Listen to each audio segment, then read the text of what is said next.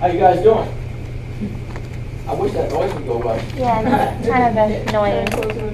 Isn't it kind of, well, You want to get in trouble? yeah. I don't think closing the door is gonna get him out of trouble. I think when the old was last year, I did. It sounds like it's louder, like down. Well, it sounds like by the library went outside. Somebody probably went out the wrong door. Maybe someone went out of those doors that are just supposed to be an Yeah. exit. There's like 2 of them. That may That be makes it go off under the.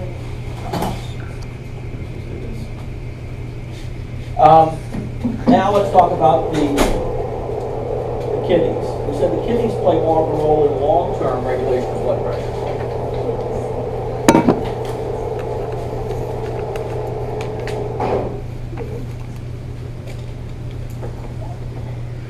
Y'all did a lot of drawing there, I bet. Yep. Artiste. Not as much as you. Yeah.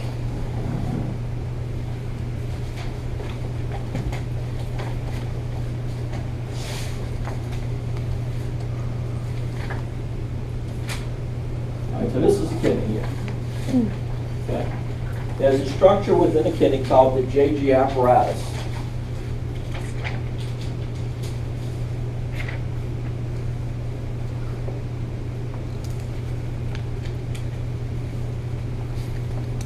That, under certain conditions, releases an enzyme called renin into the bloodstream. Okay. The conditions that trigger release of renin are a drop in blood pressure, a drop in blood volume, and sometimes these go hand in hand, and sympathetic stimulation. Which you activate the sympathetic nervous system.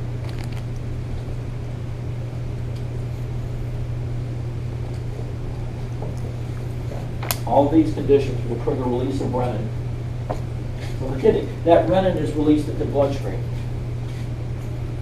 Now, in the meantime, the liver is constantly releasing a peptide called angiotensinogen.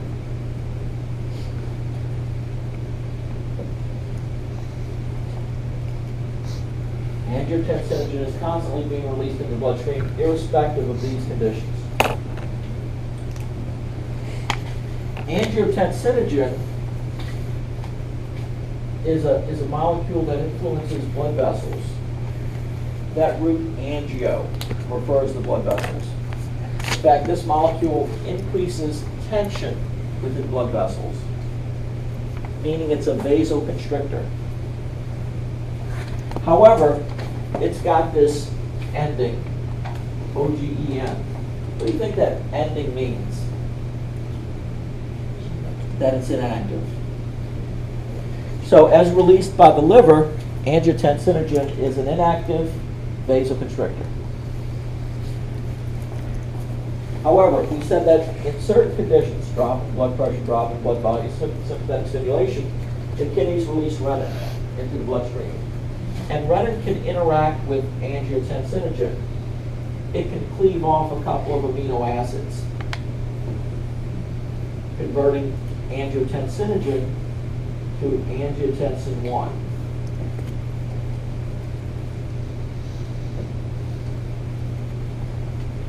Angiotensin 1 is a very weak vasoconstrictor. It's not fully active.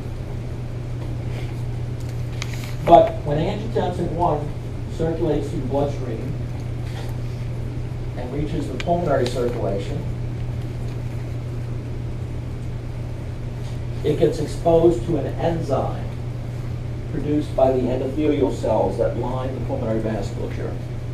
This enzyme is called ACE and stands for angiotensin converting enzyme. Angiotensin converting enzyme. Angiotensin converting enzyme will convert angiotensin 1 into angiotensin 2.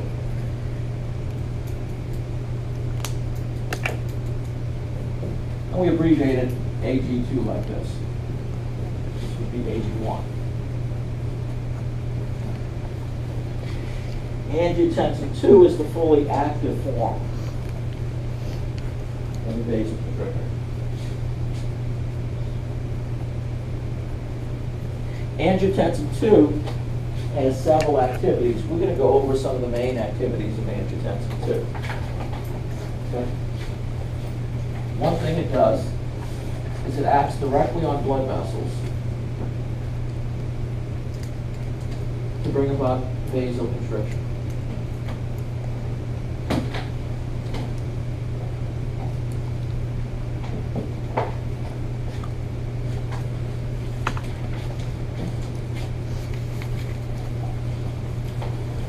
A second thing it does, so that's number one. Secondly,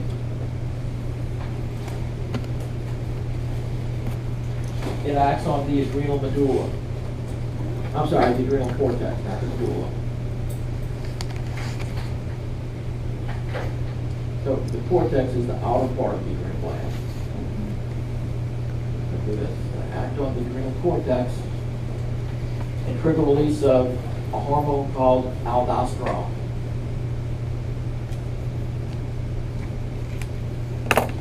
So the cortex is going to release aldosterone into the bloodstream. It's a hormone. Its target tissue happens to be inside the kidneys. So aldosterone is going to act on renal tubules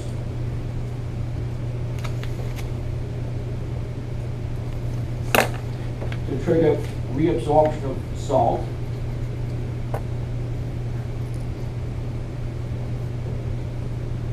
And when you reabsorb salt, water is going to follow. So you're holding on to salt and water. In other words, when the kidneys first filter the blood, they produce a filtrate that contains salt and water. In the presence of aldosterone, the tubules through which this filtrate passes take back some of that salt and water, return it to the bloodstream, so that you hold on to volume. Okay, if you increase volume by retaining salt and water, what happens to the blood pressure? It brings it up. So, if you have a situation where your blood pressure is low, or you have low intravascular volume, okay, as a result of activation of this renin-angiotensin pathway, you get vasoconstriction, which elevates SVR, and you have retention of salt and water, which increases blood volume, both of which serve to elevate blood pressure.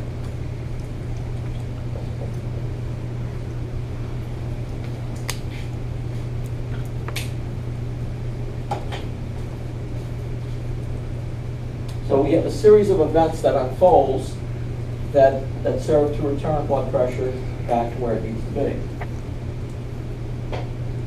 This is the best slide. There's lots of slides. Let me pull it down. There are lots of slides, lots of diagrams that demonstrate the renin-angiotensin pathway. I think that this one is the absolute best. Now, we said that certain conditions, like loss of volume, dehydration, hemorrhage, drop in blood pressure, stimulate release of renin. Renin interacts with angiotensinogen, producing increased levels of angiotensin 1, which then circulates through the lungs, okay, gets converted to angiotensin 2. Angiotensin 2 directly causes vasoconstriction, which raises blood pressure. Angiotensin 2 also targets the adrenal cortex. Now, the adrenal cortex then increases secretion of aldosterone.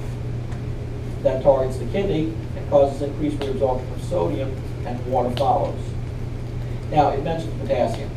When the kidneys hold on to salt, hold on to sodium, they excrete potassium. So, high potassium in the blood, high potassium levels in the blood will directly stimulate release of aldosterone, independent of the renin-angiotensin pathway. Why? Because aldosterone is going to cause excretion of some of that excess potassium. So this slide kind of goes through everything in the renin-angiotensin pathway. It's very, very nice.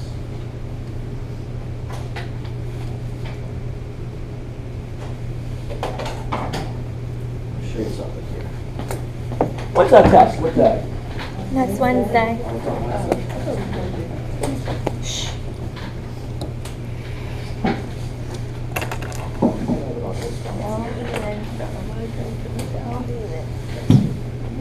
Okay.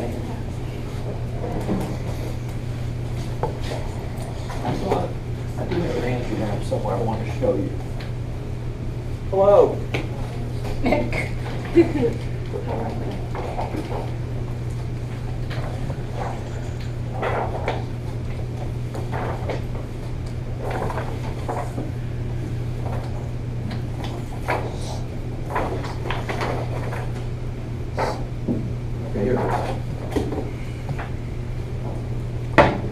I want everybody to come over here. Let's just look at this picture here.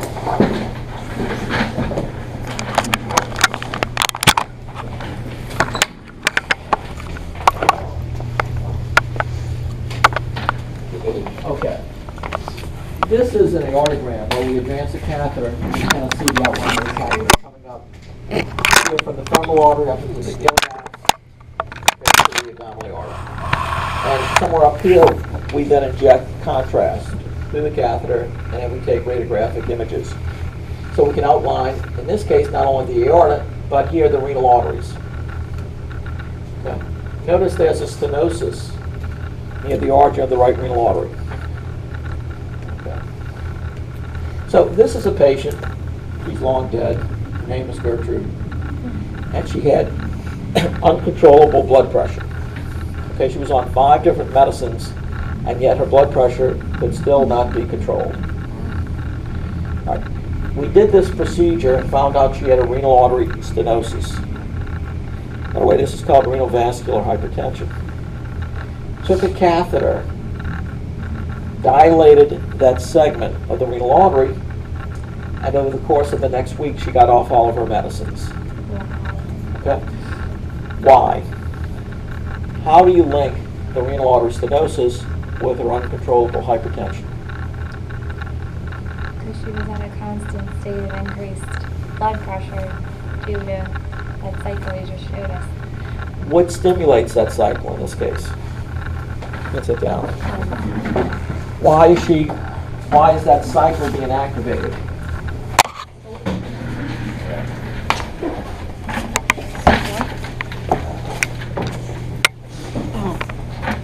These are off before then? Take off all of them? No, she's on 4. And And then once we open up the stenosis, see it like this. Okay, so you had a high-grade blockage here, coming off the aorta. Okay?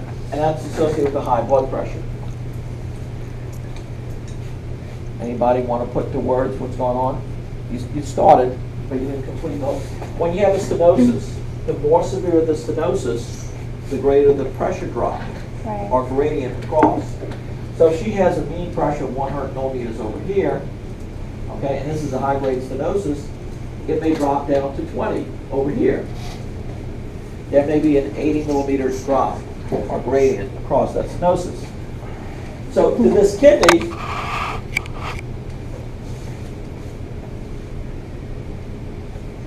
this is kind of a way of thinking about it. To this kidney, the patient is hypotensive. It doesn't know that there's a stenosis there. It's seeing blood coming in with a pressure of 20. Okay. So what does the kidney do in the face of a drop in blood pressure? It releases renin. It activates the renin-angiotensin-aldosterone pathway. So it brings about those things, vasoconstriction, production of aldosterone, that serve to raise blood pressure. But blood pressure was never truly low. It was just that Blood pressure is normal, it's just that the kidney didn't know that. Okay? Okay. So it's going to raise blood pressure. Okay? And so suddenly blood pressure is going to go up to from 100 to, let's say, 130. Mean. This is mean, not systolic, diastolic. Okay? And so blood pressure is high. They produce more renin. Huh? But, and so what do? You give the patient an antihypertensive medicine. Okay? So blood pressure comes up higher because of release of renin. But when you give the patient of medicine that brings down the blood pressure back to 100, okay, then what happens as a result of this gradient, blood pressure into the kidney falls again. Mm-hmm. And so the kidney starts releasing more renin, which raises the blood pressure back up to 130. So the patient's blood pressure goes up again despite being on therapy. So what do? You add a second agent. And when you add the second agent, blood pressure comes down again. But when blood pressure comes down, what happens? Because of this gradient, the kidney sees a low blood pressure again and releases more renin. So what do? You Get add a another third agent. agent. Oh my god. It's a vicious cycle. So that Okay. basically the wrong receptors were being blocked. Basically, what receptors? The wrong receptors. I don't know what you mean by that. So you have to get rid Like- of the stenosis or whatever. You have to get rid of the stenosis. In other words, Right. this is not due to any interaction with receptors. This is due to the fact that the kidney thinks that blood pressure is low because of the drop in pressure caused by stenosis. And so it keeps releasing renin inappropriately. Right. Renin raises the blood pressure. Now, renin acts through angiotensin 2. And angiotensin 2 then acts on certain receptors, angiotensin 2 receptors, to vasoconstrict, to release aldosterone. And so when you try to counter that with drugs and bring the blood pressure down, what happens? The kidneys see a drop in blood pressure again and release Right. more renin. No, that's what I'm talking about. Like the medication that she was on was Oh, does it act on receptors? Right. Yeah, but it acts on, you can give someone a diet, for instance, the first line therapy for hypertension is usually a diuretic, like hydrochlorothiazide. So you give her hydrochlorothiazide, which allows her to get rid of excess fluid, but in doing so, it reduces blood pressure. Does that make sense? yeah. Okay. So then you have to add some other agent, like a beta blocker that slows down the heart, decreases cardiac output. That lowers the blood pressure. Yeah. But then what happens? They start releasing more renin. So it's a vicious cycle. So because the medication was working and she had that condition, her blood pressure kept going back up. That's right. In about 90% of patients who have hypertension, the condition is called primary hypertension or idiopathic hypertension.